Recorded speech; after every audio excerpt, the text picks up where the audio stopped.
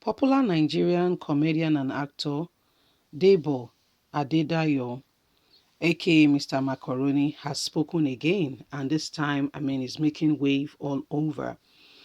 Please don't forget to give us a thumbs up, subscribe if this is your first time. God bless you. He's speaking about his experience during the Occupy Lekki toll gates, NSAS Part 2. You know, he's one of the few celebrities that came out, and thank God he did.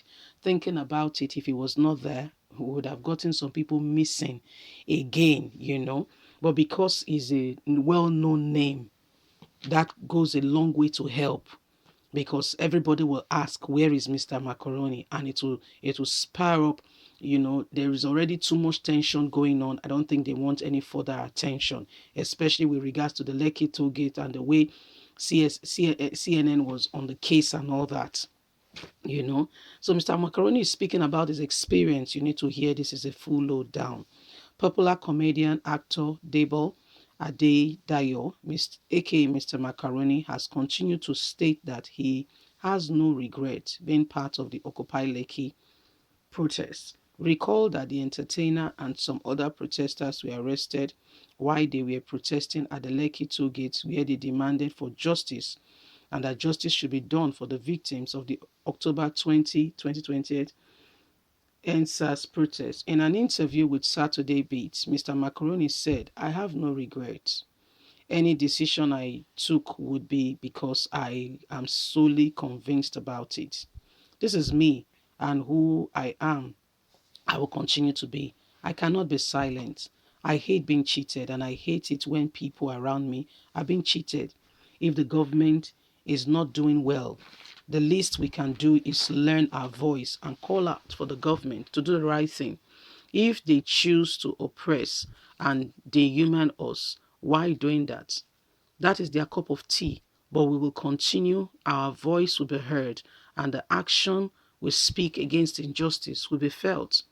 Explaining why many of his comedy strikes are now titled towards addressing social injustice, Adedayo said, "My vibes have always focused on social issues. Perhaps it's now looking like a more and more visible for all to see. That is me recognizing that the God-given talent and platform I have are more to reflect what society looks like. I want to use my work of art to entertain and at the same time inform, educate, and strengthen the society and the youth. That is what art is meant for. We are meant to speak with voice and action.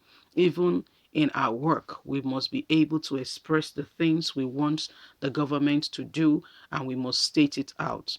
The comedian also stated that the support of fans was what kept him going. He added, "This is what I have always wanted to do. As far back as I can remember, when I finally decided to explore this avenue, God blessed me with it, and now I am able to do a lot with my creativity and my craft. I just have to keep going because this is what I love to do. There are millions of people watching me and loving my craft, that they want to see more of me, and they keep on encouraging me. Their comments show me love and support, and that gives me the drive and the continuity to stand for and say the right thing and do the right thing for the people." And many Nigerians have reacted, especially the youth, speaking that Mr. Macaroni is speaking our voice, is one of us, and we appreciate him. So he continued to speak on, what happened. We know how they were beaten. Oh yeah, you need to watch it. Mr. Macaroni, he explained how they were beaten. They were beaten and they were told that they were lucky. This is Nigerian police and whatever telling them to their face, "You are lucky that it is daylight. We would have shot you and nothing would have happened." Just like what we did on October 2020. And your government, especially, what's his name? Especially Minister of Information that has no information, came out to say nobody died.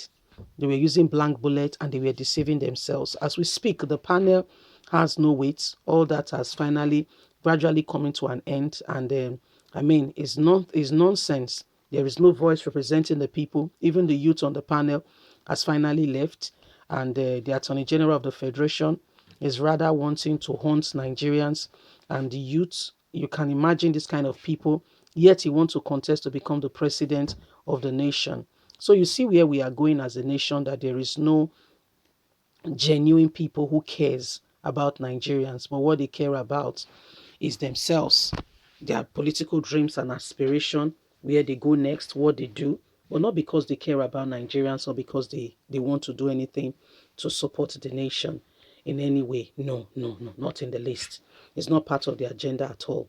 What they intend to do and what they want to do is to continue to flaunt their political influence, get more and more, do more and more things for them, and that's it. And that's it, just for them, just for them, just for them. So, my people, it's happening. It's happening, and we all need to rise up and say the truth as it is. Thank God for him coming out. That if he had not come out, I can assure you 300%, you won't have heard of some people again. I can assure you. It's not be Niger, like Niger Lowa, you won't hear of them again. So this is what is happening. This is where we are going, and this is where we are headed, and that's why we must not continue to allow this to go on. We cannot continue to allow this to move in this direction. We cannot continue to allow it to move in this direction. We must stand up and we must say no. We must stand up and we must say, no, this is not the direction. This is not the place. This is not where we're going. This is a miscalculation. This is a wrong route. We've taken a wrong turn. We must take the right turn. We must make effort, and we must make things right. We must make things right. We must continue on the path of truth. We must stand up for what is right, and we cannot allow, these things to continue to happen. We must speak up and we must say the truth now. And that's why Nigerians, listen, we rise up together. We speak as one people, as one voice. Other than that, we are not going anywhere.